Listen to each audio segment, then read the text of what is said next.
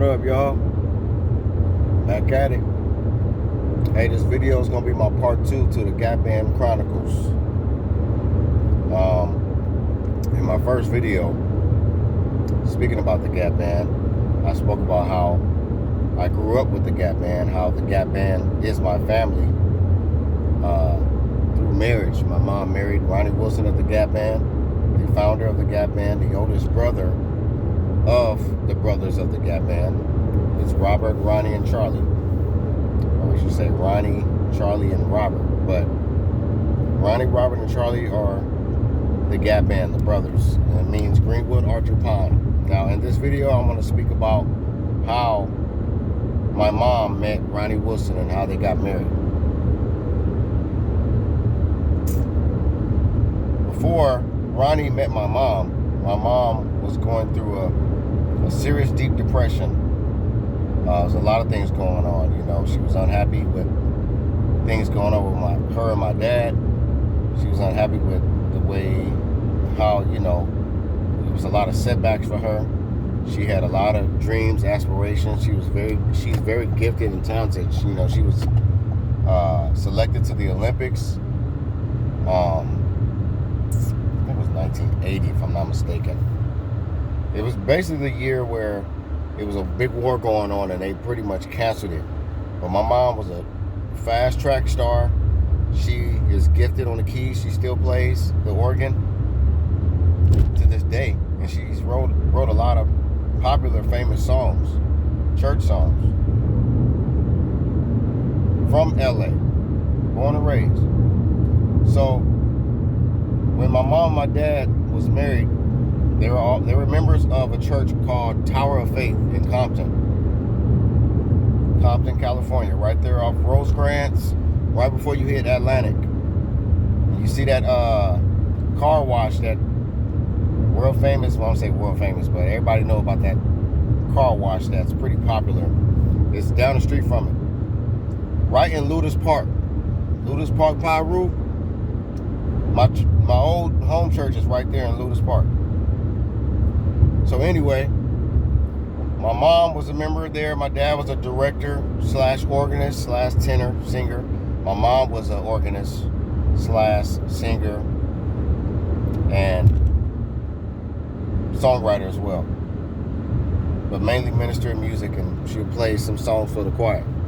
Now, Ronnie Wilson, when Ronnie Wilson met my mom, he was going through a transition, and that transition was him trying to get his life together. You know, it was a lot of drugs, alcohol, and a lot of things that all three brothers of the Gap Band weren't so proud about, especially in the 70s. So in the early 80s, you know, it was still at its peak, but, you know, going into the later 80s, that's when Ronnie Wilson, at least specifically at that time, was turning his life around. And so he wanted to get saved. How he found out about Tower of Faith Church in Compton, I don't know. Now, I was a youngin' then. When he met my mom, I was probably 7 or 8 years old. And they met in the late 80s, going into the 90s. And Ronnie became a member of the church, Tower of Faith in Compton. And when he became a member of that church, most people knew who he was, the pastor. He announced, you know, I'm sure he announced to the congregation, like, hey, this is, you know, Ronnie Wilson of the Gap Band is joining our church. He's turning life around. He's getting saved. I'm sure the whole congregation was like, yes, thank God. So he was still currently with the Gap Band. He was still touring, still making his money, singing all the popular songs. But at the same time, he, in his personal life, he wanted to get his life together. So he turned his life around, and he actually started singing for the choir at Tower of Faith. Eventually, he started leading songs while the choir would be singing. And that's when it stood out that way. Hey, Ronnie Wilson, Charlie Wilson's not the only one that can sing in the Gap Band. Ronnie Wilson had a beautiful voice too. Ronnie Wilson, my stepdad, he had an amazing voice. It's just Ronnie Wilson's role with the Gap Band wasn't to lead sing. It was more to produce, write songs, play the trumpet, play the keys, make sure everybody else in the band is on point. That was Ronnie Wilson's job. All Charlie mainly had to do was show up and sing, man. I done seen some amazing things, man. Charlie Wilson, he be getting his drink on, he was smoking cigarettes, back to back. But you will not hear no rust in Charlie Wilson's voice. Even to this day, the man's voice is touched. But Ronnie Wilson's voice is touched as well. And he used his voice mostly in the church. So as he started standing out and being popular, and my mom was having her issues with my dad, they eventually, while they were becoming separated, my mom and my dad, my mom met Ronnie and they connected. So my mom, the organist, the minister of music at Tower Faith, she connected with Ronnie Wilson at the Gap Band. And but they took it slow. They went on dates and they did, Ronnie knew my mom was in a dark place at that time. So he knew to tread lightly, and Ronnie Wilson also knew that she had 3 sons, 2 twin boys and a baby boy, which was me, my twin brother, and my younger brother. And we already kind of was standing out because we gained, not that the popularity was important like that, but what happened was, my mom taught me and my brothers how to sing early on. So we was harmonizing, singing, and we actually we sung our first song in front of a congregation in that church, Tower Faith. A song by the Winans. But anyway, Ronnie also knew that we were some talented little boys, but he knew that my mom and my dad were not officially divorced yet, and all that stuff. So eventually, my dad had to move with his sister, my auntie, and we ended up moving to LA. I think that part was South Central or West LA. But I know we was down the street from the Jungles for sure. We stayed on Harcourt, but we was up the street from the Jungles, so near the Bounty Hunters. But my dad was living with my auntie and all these kids in this 2.5 bedroom house, pretty much, like 4 adults and like 7 kids and 1 teenager. We were all in this little home. My mom was starting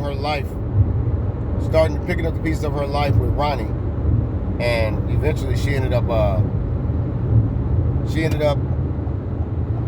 building a foundation to where they start taking it to the courts.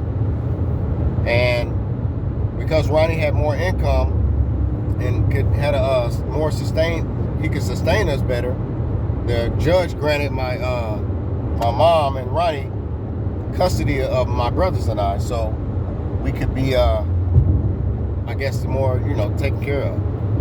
So we won't be in a gang infested neighborhood around gunshots every night. That shit was, how it is, man. You from the city, you're hearing gunshots every night, ghetto bird every night, crackheads everywhere. There's all kind of stuff going on. So we were kind of used to it, and we were just kind of still trying to be kids and navigating and fighting a lot. But that was a blessing in disguise, because had Ronnie not connected with my mom, and he had not bought a house. First, he got a house in Burbank. We lived in Burbank for a little bit, and then after less than a year, we moved from Burbank to Moreno Valley. So, and that was our introduction to the Valley life, a whole new world over there, pretty much, aside from LA. But that's how Ronnie Wilson met my mom. Ronnie met my mom at Tower Faith Evangelistic Church, and he got saved there. He turned his life around, and he met my mom there, and that was all she wrote. But it's a lot of stories, a lot of detailed stuff that you guys will learn about. And then in my next video, I'll talk about the stages of when we were in Burbank and how things went there before we moved to Moreno Valley, and how we adjusted to the Wilson family, and how we met some kids that were connected to the Wilson family, who allegedly was Ronnie Wilson's nieces and nephews, but they became our stepbrothers and stepsister. So in another video, I'll talk about that. This is Gap Band Chronicles Part 2. This is my story, Duran's story. Like I said, I know the Gap Band family very well. I know everybody connected to, all the family members connected to Charlie Woodson all the way on down. I've known Charlie's from, 8 years old all the way to grown man now. So you guys were here and learn more, and we'll connect again. But thank you for tuning in.